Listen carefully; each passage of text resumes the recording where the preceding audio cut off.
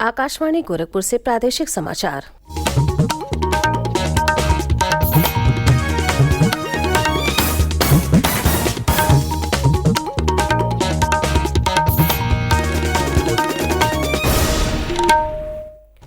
नमस्कार।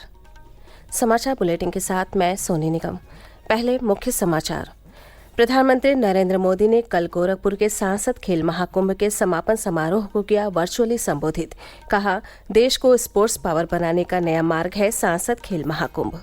मुख्यमंत्री योगी आदित्यनाथ ने कहा, सांसद खेल महाकुंभ से गांव-गांव में तैयार हो रही खिलाड़ियों की नई पौध। राज्य सरकार 22 फरवरी को पेश करेगी वित्तीय वर्ष 2023-24 का बजट। 20 फरवरी से शुरू होकर 10 मार्च तक चलेगा बजट सत्र। और उत्तर प्रदेश माध्यमिक शिक्षा परिषद की 10वीं और 12वीं की परीक्षाएं कल से हुई शुरू।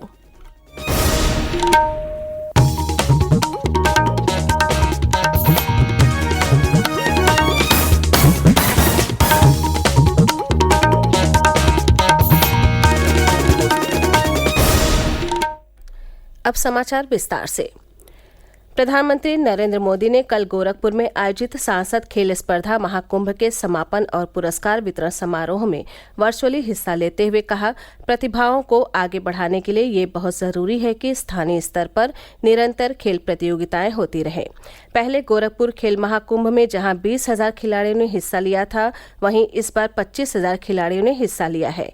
खास बात यह है कि इनमें 9,000 महिला खिलाड़ी शामिल हैं। इस महाकुंभ में काफी खिलाड़ी छोटे कस्बों और गांवों से हैं। सांसद खेल प्रतियोगिताएं युवा खिलाड़ियों को नए अवसर देने का एक मंच बन गई हैं।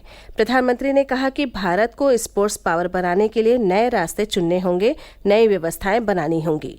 सांसद खेल महाकुंभ ऐसा ही नया मार्ग और नई व्यवस्था है। भारत को दुनिया की श्रेष्ठ स्पोर्टिंग पावर बनना है तो उसके लिए हमें नए नए तौर तरीके ढूंढने होंगे, नए रास्ते चुनने होंगे, नई व्यवस्थाओं का भी निर्माण करना होगा। ये सांसद खेल महाकुंभ ऐसा ही एक नया मार्ग है, नई व्यवस्था है। खेल की प्रतिभाओं को आगे बढ़ाने के लिए ये बहुत जरूरी है कि स्थानीय स्तर पर निरंतर खेल प्रतियोगिता होती रहे। लोकसभा स्तर पर इस तरह की प्रतियोगिताएं स्थानीय प्रतिभाओं को तो निखारती ही है, साथ ही पूरे क्षेत्र के खिलाड़ियों के मोरल को भी बूस्ट करती है। मुख्यमंत्री योगी आदित्यनाथ ने कहा कि प्रधानमंत्री के मार्गदर्शन में शुरू हुए खेलो इंडिया और फिट इंडिया अभियानों का परिणाम है कि ओलंपिक और कॉमनवेल्थ गेम्स में देश के खिलाड़ी पहले की तुलना में अधिक मेडल जीत रहे हैं। वहीं सांसद खेल महाकुंभ से गांव-गांव खिलाड़ियों की नई पौध तैयार हो रही है। सांसद खेलकूद प्रतियोगिता गांव-गांव में खिलाड़ियों की एक नई पौध खड़ी कर रही है। हर एक संसदीय क्षेत्र में हमारे पास 5,000 से लेकर के 7,000 तक अलग अलग श्रेणी के खिलाड़ी खड़े हो रहे हैं और यही खिलाड़ी जब आगे जाएंगे कमिश्नरीय स्तर पर और फिर प्रदेश स्तर की प्रतियोगिताओं में लोग भागीदार बन पाएंगे। केंद्र और राज्य सरकार मिलकर के खेल कूद की इन प्रतियोगिताओं को प्रोत्साहित करने के लिए हर प्रकार का सहयोग करेगी। मेरी प्रदेश के सभी युवाओं से अपील होगी कि हम बढ़ चढ़ करके इन सभी प्रतियोगिताओं में प्रतिभाग करें। समापन समारोह में मुख्यमंत्री ने हॉकी का फाइनल मुकाबला देखा और दोनों टीमों के कप्तानों के साथ ही अन्य प्रतियोगिताओं के विजेता और उप विजेता कप्तानों को पुरस्कृत किया। इस मौके पर प्रदेश के खेल एवं युवा कल्याण राज्य मंत्री गिरीश चंद्र यादव, सांसद रवि किशन और सांसद कमलेश पासवान समेत अन्य लोग उपस्थित रहे। प्रदेश के नगर विकास एवं ऊर्जा मंत्री और सिद्धार्थनगर के प्रभारी मंत्री ए.के. शर्मा ने कल सिद्धार्थनगर में पिछले दिनों प्रदेश में ग्लोबल इन्वेस्टर्स समिट के दौरान सिद्धार्थनगर में होने वाले निवेश की समीक्षा के लिए बैठक की। इस अवसर पर स्थानीय सांसद जगदम्बिका पाल, जिले के विधायकगण तथा जिला प्रशासन के लोग उपस्थित रहे। बाद में मीडिया से बातचीत करते हुए श्री शर्मा ने कहा कि यूपी ग्लोबल इन्वेस्टर्स समिट के माध्यम से प्रदेश में व्यापक स्तर पर निवेश के अवसर आए हैं, जिसका बड़ा लाभ सिद्धार्थनगर जिले को भी प्राप्त हो रहा है। उन्होंने उद्यमियों तथा प्रशासन को इस निवेश को वास्तविक धरातल पर जल्द से जल्द लाने को भी कहा। लोगों को संबोधित करते हुए सांसद जगदम्बिका पाल ने कहा कि सिद्धार्थनगर एक आकांक्षी जिला है, इसके बावजूद जिले में 10,000 करोड़ रुपए से अधिक के निवेश प्रस्ताव प्राप्त हुए हैं। प्रादेशिक समाचार आप आकाशवाणी गोरखपुर से सुन रहे हैं।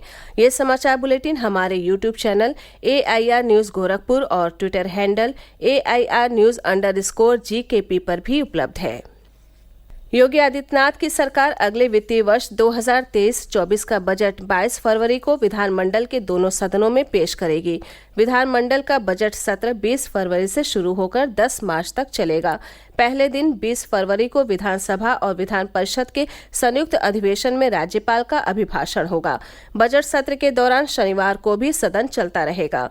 विधानसभा सचिवालय के विशेष सचिव बृजभूषण दुबे की ओर से जारी तिथिवार कार्यक्रम के अनुसार 21 फरवरी को निधन की सूचनाएं सदन में ली जाएंगी और शोक प्रस्ताव के बाद विधानसभा स्थगित हो जाएगी। 22 फरवरी को 11 बजे बजट पेश किया जाएगा और इसके साथ ही बाद में राज्यपाल के अभिभाषण पर धन्यवाद प्रस्ताव पर चर्चा शुरू होगी। इस बार के बजट सत्र में कई विधेयक भी पास कराए जाएंगे। उत्तर प्रदेश शीरा नियंत्रण संशोधन अध्यादेश 2023 को भी सरकार सदन के समक्ष रखेगी। राजभवन परिसर में हर वर्ष लगने वाली देश की सबसे बड़ी 3 दिवसीय फल, शाक भाजी और पुष्प प्रदर्शनी का आयोजन आज से 20 फरवरी तक किया जाएगा। निदेशक उद्यान एवं खाद्य प्रसंस्करण डॉक्टर R.K. तोमर ने बताया कि इस प्रदर्शनी का शुभारंभ राज्यपाल आनंदीबेन पटेल और मुख्यमंत्री योगी आदित्यनाथ कल करेंगे।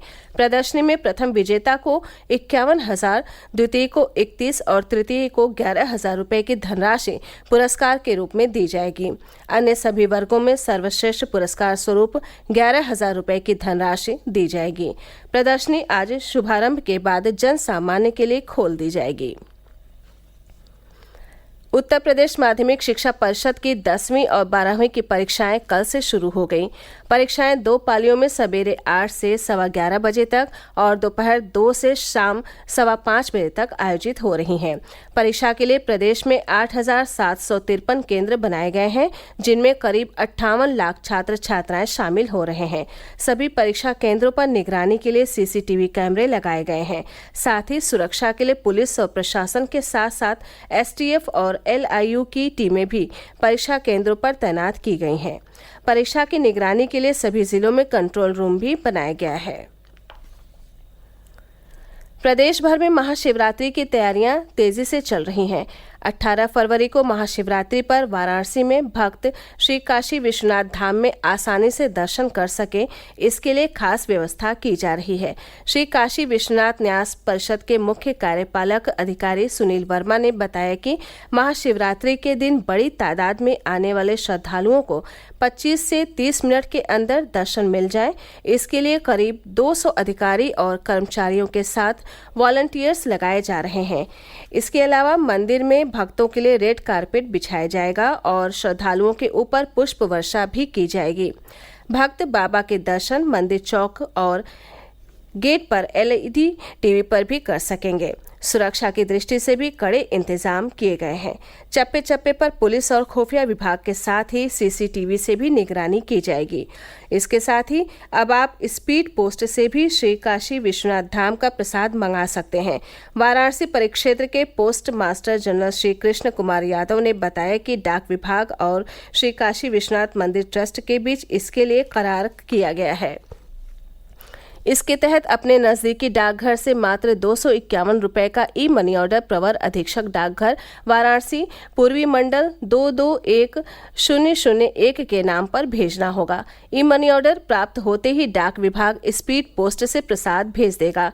इसके अलावा इसे मात्र 201 रुपये में वाराणसी सिटी डाकघर के काउंटर से भी प्राप्त किया जा सकता है।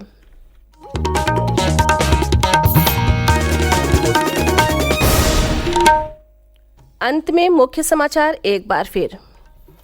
प्रधानमंत्री नरेंद्र मोदी ने कल गोरखपुर के सांसद खेल महाकुंभ के समापन समारोह को किया वर्चुअली संबोधित।